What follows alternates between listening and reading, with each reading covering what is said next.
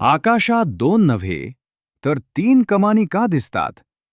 मागच्या महिन्यात Swiss Italian सीमेजवळील Alps पर्वतात एका उंच शिखरावर हेलिकॉप्टरने उतरवल्यानंतर एका साहसी खगोल छायाचित्रकाराला रात्री आकाशात आपल्या मिल्की वे आकाशगंगेच्या दोन कमानी दिसतील अशी अपेक्षा होती.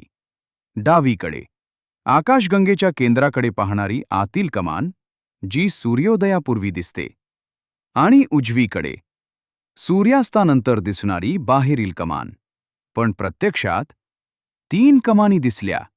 आश्चर्यचकित झालेल्या त्या छायाचित्रकाराला लवकरच समजलं की आकाश इतकं गडद होतं की एक पूर्ण फिक्कट राशी प्रकाशाची झोडियाकल लाईट कमानही दिसत होती. हा राशीप्रकाश म्हणजे अंतर्गत सौरमालेतील धुरीवर पडलेल्या सूर्यप्रकाशाचं विखुरलेलं प्रतिबिंब. आणि विशेष म्हणजे ही तिसरी कमान त्या दोन मिल्की वेच्या कमानींना सुंदरपणे जोडत होती.